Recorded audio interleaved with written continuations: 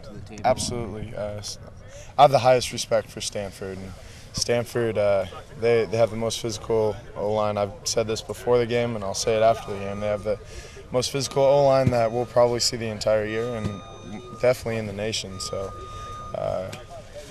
being able to go against talent like that definitely helps us for the rest of the season.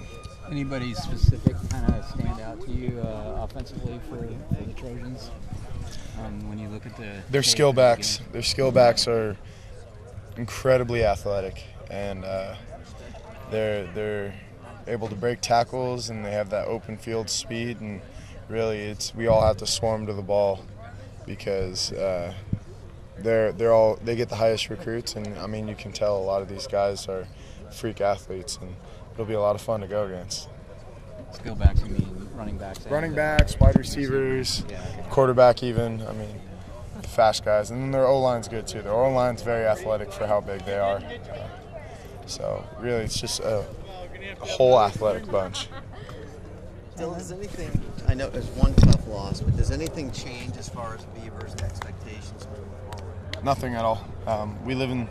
Of course, we live in that 1 week, and we're on a new week right now. And on Sunday, Stanford game turned into a tool that we can use against the teams we're going to play. So, in a way, it's nice being able to know how we fit up against smash mouth football team like that, and we just got to use it and you move forward onto SC. You played that smash mouth game really well. I mean, the defense especially. I mean, it seems to be growing every week. Are you pleased with what you're seeing on the defensive side of the ball? Yeah, of course you got to be proud of your defense. I feel like we definitely gave a little too much in Stanford though. We had a couple breakdowns, big run here and there, and then a couple quick passes where we just didn't get to the quarterback quick enough, and these are mistakes that win games, and it's something we got to fix absolutely on defense. It's a wake-up call, absolutely, and it gets you going and makes you hungrier. Thanks. Dylan, Coach Riley said after the game that it was going to be tough to watch the film just because of the missed opportunities you guys had a team. But as a defense, when you watched it, was some pride there for you guys? There's some pride, but also we had some missed opportunities too. It was by no means just offense or just defense. We're a team, and I mean there's mistakes on both sides of the ball. We left too many points on the board. We let them score, and we let them have too many yards, and we should have shut them down. And I mean, against a really great team like that, it turns into the littlest mistakes they capitalize on. And I mean, they're ranked that high for a reason. They're a really good team.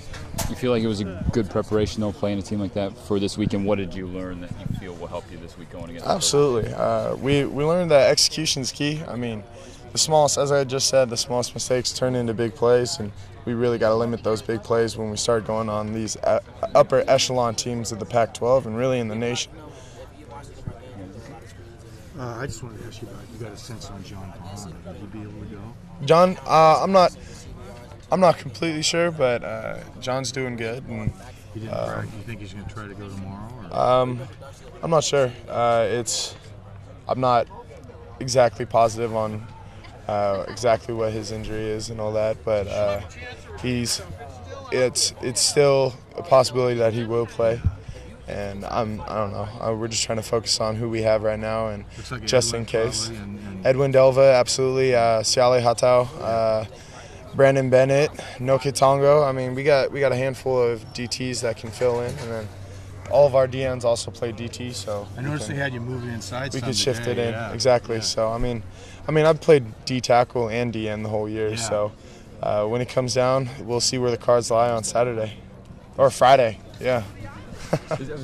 Is it weird? Going to be weird, cool playing on Friday night against USC? I think it will be cool. When it comes down to it, it's just our mindset just shifted up a day. So our Monday was Sunday, our Tuesday was Monday, and so on and so forth. And so we just got to adapt to it. And we're changing a couple things in practice just to make sure everyone's body is right. But at this point in the season, every team's mentally ready, and every team's starting to play at the top of their game, and at this point it doesn't become so much of having to go to the grindstone during practice. It's recovery after the games and being ready to be as healthy as you can when it comes to these big teams. I know you're a thoughtful guy, Dylan, and I know that the past years won't have nothing to do with what happens on Friday, but do you appreciate the history between USC and Oregon State here at Research Stadium? Any memories for you?